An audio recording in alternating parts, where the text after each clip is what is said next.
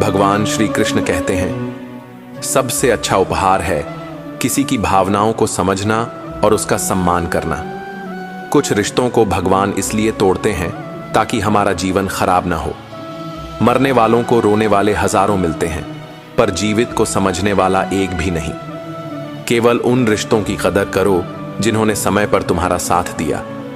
किसी को अधिक सुधारने की कोशिश करोगे तो वह तुम्हारा शत्रु बन जाएगा। जितना गहरा रिश्ता उतनी बड़ी आशा, और जितनी बड़ी आशा उतनी गहरी चोट। समझदार व्यक्ति से कुछ मिनट की बात हजारों किताबों से बेहतर होती है। यदि खुश रहना चाहते हो तो मतलबी लोगों को जीवन से हटा दो। धोखा कभी मरता नहीं, आज तुम दोगे कल तुम्हें मिलेगा। दूसरों की छाया में खड़े होकर तुम अपनी पहचान खो देते हो। अपनी पहचान पाने के लिए धूप में अकेले खड़ा होना पड़ता है। कभी कभी हम गलत नहीं होते, बस हमारे पास वे शब्द नहीं होते जो हमें सही साबित करें। सत्य बोलने के लिए कोई तैयारी नहीं चाहिए, क्योंकि सत्य हृदय से निकलता है। हिसाब रखो, क्योंकि लोग जल्दी पूछ लेते हैं, तुमने मेरे लिए क्या किया। शांत रहो जब तक तुम्हारा समय ना आए। झूठ बोलना अच्छा लगता है, पर जब दूसरा बोले तो क्रोध आता है। किसी का अपमान मत करो। तुम शक्तिशाली हो, यह अच्छा है, पर समय तुमसे भी शक्तिशाली है। मृत्यु के समय तुम्हारी कोई नहीं सुनेगा। कर्म की गति ही तय करेगी कि तुम किस ओर घसीटे जाओगे। मनुष्य को जीवन की चुनौतियों से भागना नहीं चाहिए, और ना ही भाग्य और ईश्वर की इच्छा जैसे बहानों का प्रयोग करना चाहिए। शांत बने रहो जब तक तुम्हारा सही वक्त नहीं आ जाता। इंसान का सबसे अच्छा मित्र स्वयं की आत्मा और मन होता है, जो अच्छी बातों पर शाबाशी देता है और बुरी बातों पर जोड़ता है। खाली हाथ आए थे और खाली हाथ ही जाओगे। जो आज तुम्हारा है कल किसी और का होगा। इसलिए जो कुछ भी तू करता है उसे भगवान को अर्पण करते जाओ।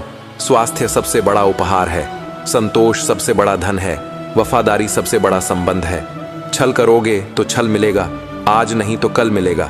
जियोगे जिंदगी सच्चाई से तो सुकून हर पल मिलेगा। उपवास हमेशा अन्न का ही क्यों, लोभ, लालच, घृणा, चुगली, क्रोध और गंदे विचारों का भी होना चाहिए।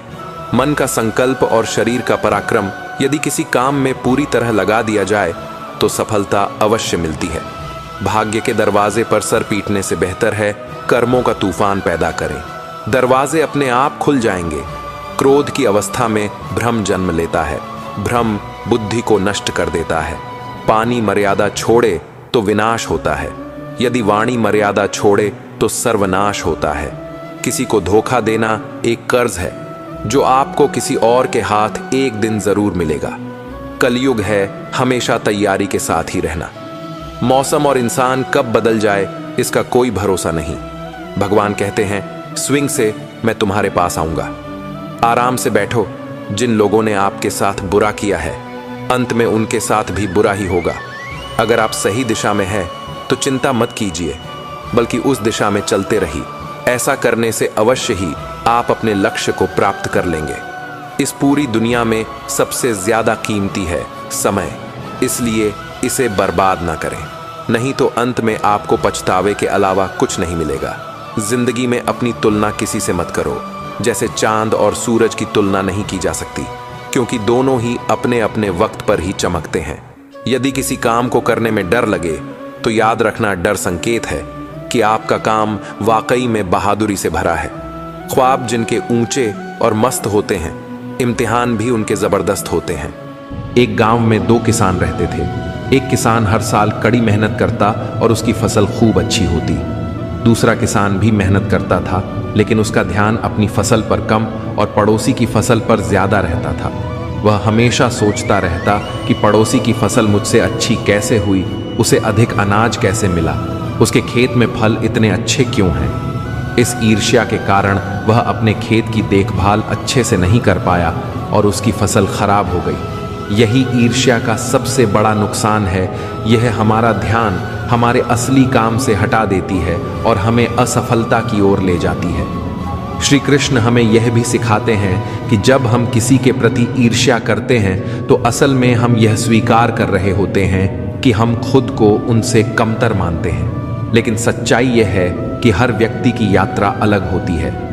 किसी की सफलता हमें यह नहीं दिखाती कि हम असफल हैं, बल्कि यह हमें प्रेरित कर सकती है कि यदि हम भी निरंतर प्रयास करें तो हम भी अपने लक्ष्य को प्राप्त कर सकते हैं। जब दुर्योधन ने पांडवों को जलाने की योजना बनाई थी, तब उसने यह नहीं सोचा कि स्वयं को कैसे महान बनाया जाए।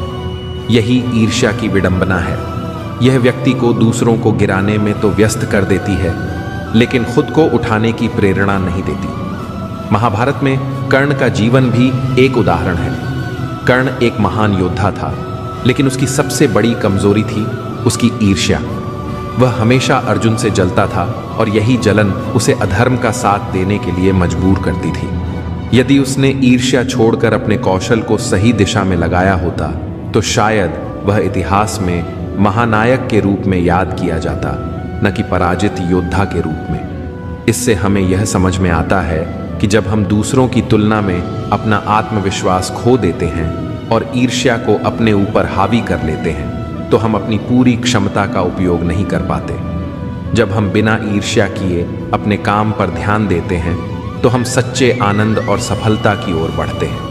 मनुष्य की सबसे बड़ी शक्ति उसका ध्यान केंद्रित करने की क्षमता है।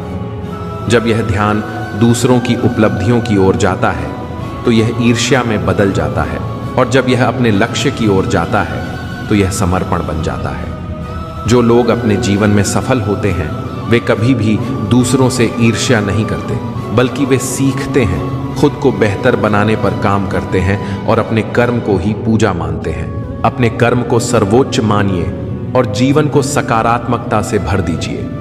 जब हम इस दृष्टिकोण से जीवन को देखते हैं तो हर परिस्थिति में सुख और संतोष का अनुभव कर सकते हैं। जब हम किसी की सफलता देखकर जलते हैं तो हम अपनी ही ऊर्जा को नष्ट कर रहे होते हैं। यह जलन हमें अंदर से खोखला कर देती है और हमारे आत्मविश्वास को कमजोर कर देती है। ईर्ष्या करने से न तो हमारी स्थिति बदलती है और न ही हमें कोई लाभ मिलता है। इसके बजाय हमें दूसरों की सफलता को देखकर प्रेरणा लेनी चाहिए और यह सोचना चाहिए कि हम अपने जीवन को बेहतर बनाने के लिए क्या कर सकते हैं। जो व्यक्ति दूसरों की प्रगति से सीखता है वह स्वयं भी उन्नति के पथ पर आगे बढ़ता है। श्री कृष्ण हमें यह समझाते हैं कि जब तक हमारा ध्यान बाहरी दुनिया पर रहेगा तब तक हम भीतर की शांति को नहीं पा सकते। जो व्यक्ति अपने कर्म पर ध्यान लगाता है और फल की चिंता नहीं करता, वही सच्चा सुखी होता है। जीवन में हर किसी का समय अलग होता है। अगर आज कोई आगे बढ़ रहा है तो इसका यह मतलब नहीं कि आप पीछे रह गए हैं। आपका समय भी आएगा, बस जरूरी है कि आप धैर्य बनाए रखें और अपने लक्ष्य की ओर बढ़ते रहें। यदि आप दूसरों की सफलता से प्रेरित होकर मेहनत करेंगे तो निश्चित ही एक दिन आपको भी सफलता मिलेगी। ईर्ष्या करने से कहीं बेहतर है कि हम खुद को इतना सक्षम बना लें कि हमें भी वही उपलब्धियां प्राप्त हों जिनकी हम कामना करते हैं। हमें यह समझना चाहिए कि दुनिया में किसी की सफलता हमें रोक नहीं सकती। हर किसी के पास अपनी योग्यता, क्षमता और मेहनत का अवसर होता है। अगर हम समय और ऊर्जा को व्यर्थ की तुलना में लगाने के बजाय खुद के विकास में लगाए तो हमें आगे बढ़ने से कोई नहीं रोक सकता। श्री कृष्ण यही कहते हैं कि मनुष्य को अपने कर्म पर विश्वास रखना चाहिए और अपने आत्मबल को मजबूत करना चाहिए। जब हम अपने अंदर सकारात्मकता और आत्मविश्वास को विकसित करते हैं तो जीवन की हर कठिनाई आसान हो जाती है। जो लोग अपने कर्म के प्रति ईमानदार होते हैं वे कभी भी ईर्ष्या जैसी भावनाओं में नहीं फंसते। वे जानते हैं कि मेहनत ही सफलता की कुंजी है और जो भी व्यक्ति सच्चे मन से प्रयास करता है उसे एक न एक दिन अपनी मंजिल जरूर मिलती है। इसलिए यदि हम अपने सपनों को पूरा करना चाहते हैं तो हमें दूसरों की सफलता देखकर विचलित होने के बजाय अपनी क्षमता को पहचानना चाहिए और निरंतर प्रयास करते रहना चाहिए। जब हम अपने अंदर इस सोच को विकसित कर लेते हैं तो सफलता और खुशहाली खुद हमारे जीवन में प्रवेश कर जाती है। किसी की सफलता देखकर ईर्ष्या करना ऐसा ही है जैसे खुद के ही पैरों में बेड़ियां डाल लेना। यह न केवल हमें मानसिक रूप से कमजोर करता है बल्कि हमारे आत्मविश्वास को भी गिरा देता है। जब हम दूसरों की तरक्की देखकर जलते हैं तो हम अपनी ऊर्जा को नकारात्मकता में व्यर्थ कर देते हैं, जबकि वही ऊर्जा हमें खुद को बेहतर बनाने में लगानी चाहिए। श्री कृष्ण हमें सिखाते हैं कि जीवन का सार अपने कर्म पर ध्यान देने में है, न कि दूसरों की तुलना करने में। अगर कोई मेहनत से आगे बढ़ रहा है तो हमें उससे प्रेरणा लेनी चाहिए, न कि जलन महसूस कर